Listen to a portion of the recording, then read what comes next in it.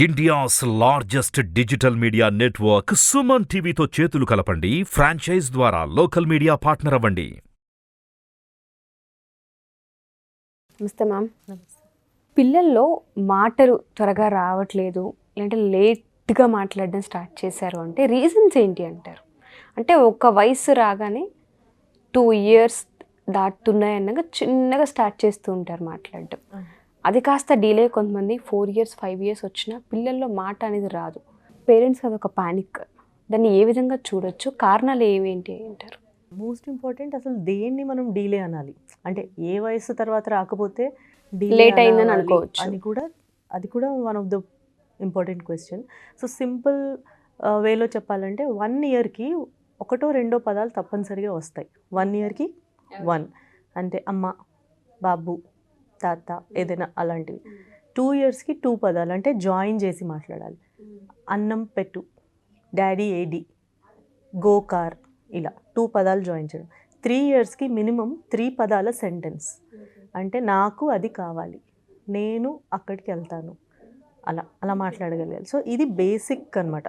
అంటే ఇంతకన్నా డీటెయిల్గా పేరెంట్స్కి అవసరం లేదు, బట్ అట్లీస్ట్ ఇంత తెలిసి ఉండాలి. 1 year 2 months 3 months కల్లా ఒక్క పదమైనా వీళ్ళు అంటున్నారా? 2 yearsకి వచ్చేసరికి చిన్న 2 పదాల సెంటెన్స్ అనగలుగుతున్నారా మీనింగ్ఫుల్? అండ్ 3 yearsకి వచ్చేసరికి జాయిన్ చేసి మాట్లాడగలరు ప్రాపర్గా. ప్రొనౌన్స్ అంటాం కదా, నీకు, నాకు, అలా అలా మాట్లాడడం వీళ్ళకి వస్తుందా రావట్లేదా? వర్బ్ వాడుతున్నారా, యాక్షన్ వర్డ్స్ వాడుతున్నారా? సో ఇవి లేకుంటే డెఫినెట్గా డీలే కిందే కౌంట్ చేస్తాము. సో 4 to 5 years అనేది చాలా ఎక్కువ వెయిట్ చేయడమే అవుతుంది. సో డీలేస్ అనేవి కామనే. అంటే 2 to 7% is expected incidence of speech delay. అంటే 100 మంది పిల్లల్లో 2 నుంచి 7 వరకు రఫ్గా డిలేడ్ ఉంటారు స్పీచ్లో. బట్ ఇప్పుడు పోస్ట్ కోవిడ్ అంటే లాస్ట్ 4-5 yearsగా ఇట్ ఈస్ ఇంక్రీస్డ్ 110 fold. అంటే డబుల్ అయిపోయింది నంబర్. ముందు 5 ఉంటే ఇప్పుడు 10 అవుతున్నారు అలాగా. సో కాజెస్కి వచ్చేసరికి మీరు అడిగినట్టు కొన్ని కాజెస్ ఆర్ వెరీ ఆబ్వియస్. అంటే వీళ్ళకి జెనెటికల్గానే బుద్ధిమాంద్యం ఉన్న పిల్లలు ఉంటారు. మీకు ఐడియా ఉండే ఉంటుంది. అంటే పుట్టినప్పుడు సరిగా ఏడవలేదనో, వెంటిలేటర్స్లో పెట్టారనో, బాగా ప్రీటర్మ్ బేబీస్ అయ్యి వీళ్ళకి చాలా ప్రాబ్లమ్స్ అయ్యి బయటకు వచ్చారు, ఫిట్స్ ఉన్నాయి, ఎపిలెప్సీ ప్రాబ్లమ్స్ ఉన్నాయి. వీళ్ళందరికీ మాటలు డెఫినెట్గా డీలేడ్ అవుతాయి. కాకపోతే వాళ్ళకి వేరే కూడా ఉంటాయి. అంటే వాళ్ళకి నడక కూడా డీలేడ్గానే వచ్చి ఉంటుంది, వాళ్ళు వస్తువులు పట్టుకునే విధానం కూడా స్లోగానే ఉంటుంది, వాళ్ళ అండర్స్టాండింగ్ కూడా కొద్దిగా తక్కువగానే ఉంటుంది. సో స్పీచ్ కూడా as a part of development slow అయిందని తీసుకోవచ్చు. బట్ అది ఆబ్వియస్ కాజ్, అంటే అందరికీ తెలిసిపోతూ ఉంటుంది. Second important, hearing loss. Hearing loss అనగానే చాలామంది ఏమనుకుంటారంటే అసలు ఏవి వినిపించకపోతేనే హియరింగ్ లాస్ ఏమో అని. అలా కూడా కాదు, మోడరేట్ లెవెల్ ఆఫ్ హియరింగ్ లాస్లు ఉండొచ్చు. అంటే ఎంతో కొంత వినిపిస్తుంది కానీ క్లారిటీతో వినిపించట్లేదు. సో వాళ్ళలో కూడా డీలేస్ ఉంటాయి. సో అందరు కిడ్స్ ఎవరైతే స్పీచ్ డిలే ఉందో first thing to rule out is hearing loss.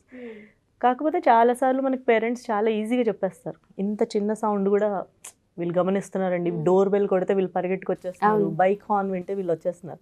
ఆ కేసెస్లో అది కామన్ కాదు, బట్ స్టిల్ రూల్ అవుట్ చేసుకోవడం మంచిది. ఈ 2 కారణాలు కాకుండా ఇప్పుడు ఉన్న మేజర్ కారణాల్లో ఒకటి ఏంటంటే మనకి మళ్ళీ neuro behavioural problems like autism, ADHD, social anxiety, ఇవన్నీ ఉన్న పిల్లల్లో speech as a part of behaviour delay అవుతుంది. అంటే అది విడిగా చూడకూడదు, ఓన్లీ స్పీచ్ డిలే అనలేము ఇంక దాన్ని. వాళ్ళ బిహేవియర్లో కూడా తేడా ఉంది, స్పీచ్ కూడా ఏజ్ అప్రోప్రియేట్గా రావట్లేదు. అండ్ ఫైనల్ కారణం ఏంటంటే ఫ్యామిలియల్. అంటే కొన్నిసార్లు ఫ్యామిలీస్లో రన్ ఆ జీన్ కూడా రావచ్చు, అలా రావచ్చు. బట్ ఇది సింగిల్ జీన్ కాదు. అంటే మనం జెనెటిక్స్ చేస్తే ఈ జీన్ లేదు కాబట్టి వీళ్ళకి మాటలు రాదు అలా చెప్పడానికి లేదు. It is inherited.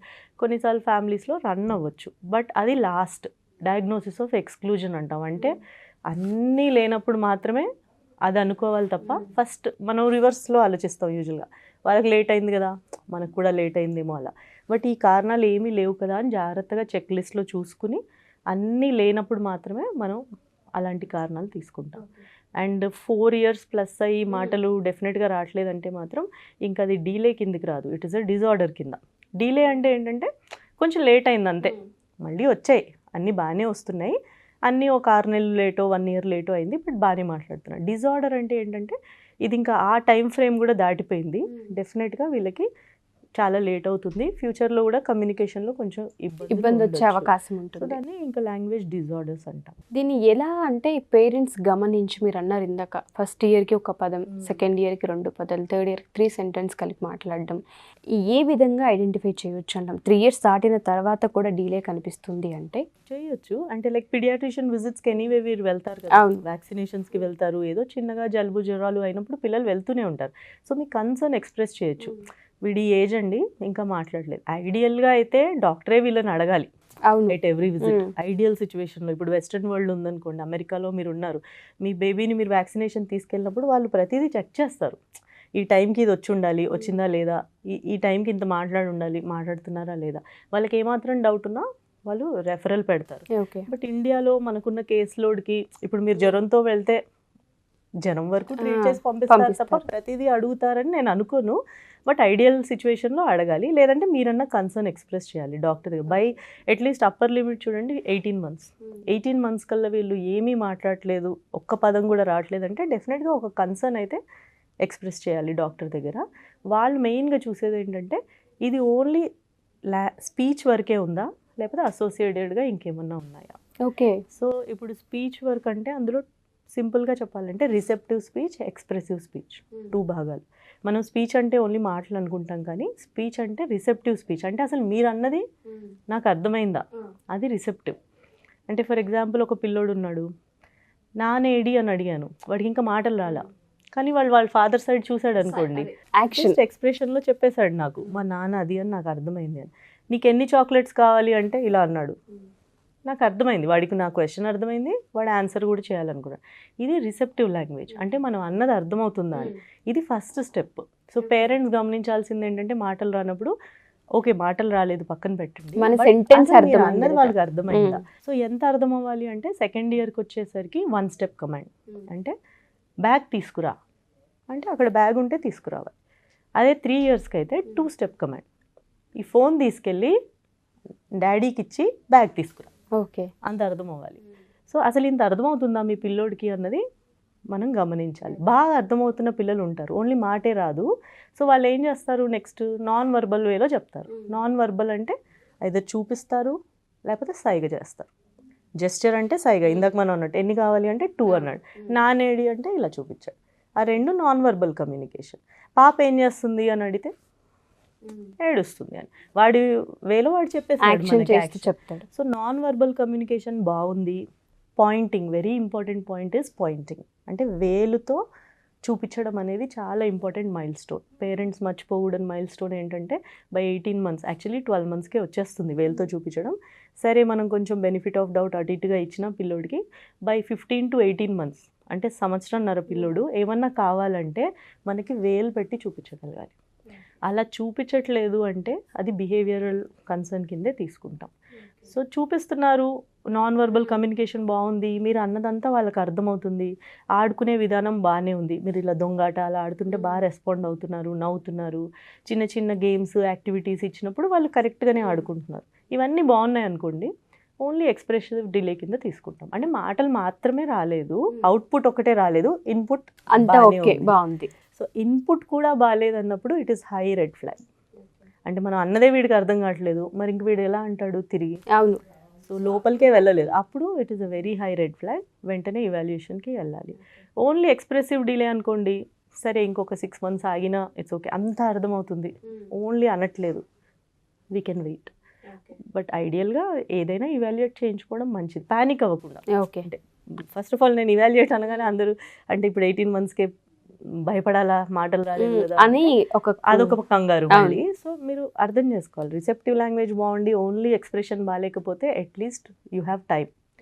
But receptive కూడా బాగాలేకపోతే మాత్రం ఖచ్చితంగా ఇమీడియట్గా అప్రోచ్ అయ్యి డాక్టర్కి చెప్పాలి, వీడు నేను అన్నది కూడా అర్థం చేసుకోవట్లేదు, వేరే విధంగా కూడా చూపించట్లేదు, మరి ఇంకెలా చూపిస్తారు వీళ్ళకి అవసరాలు అని డౌట్ వస్తుంది అందరికి. సో వాళ్ళు ఏం చేస్తారంటే చేయితో లాక్కెళ్తారు, లేకపోతే ఆ వస్తువు తెచ్చేసుకుంటారు. అందని వస్తువు అయితే చేయితో లాక్కెళ్తారు, అందే దూరంలో ఉంటే వాళ్ళు తీసుకొని వాళ్ళకి కావాల్సింది చేస్తారు. సో అలా చేస్తున్నారు అంటే మాత్రం కొంచెం గమనించాలి. Speech disorders and behaviour problems ఇప్పుడు చాలా క్లోజ్ అయిపోతున్నాయి. ఒకప్పుడు స్పీచ్ అంటే ఓన్లీ స్పీచ్ థెరపిస్ట్ వర్క్ లాగా ఉండేది, అంటే వీళ్ళకి మాటలు రాలేదు, వీళ్ళు వాళ్ళ దగ్గరికి వెళ్తే వీళ్ళు కొంచెం స్టిమ్యులేట్ చేసి మాట్లాడిస్తారని. బట్ ఇప్పుడు it is more of behaviour introduced.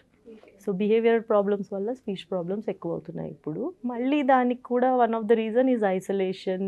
ఒకరే ఉంటున్నారు, మాట్లాడే వాళ్ళు లేరు, మాట్లాడే వాళ్ళే లేనప్పుడు వాళ్ళు ఎవరితో వింటున్నారు అన్నది. పేరెంట్స్ అనొచ్చు అంటే ఇలా క్లోజ్డ్ ఫ్యామిలీస్ ఉన్న ప్రతి ఒక్కరూ ఏం డిలేడ్ లేరు కదా అని. It is a chance, but you are increasing that chance 100-fold.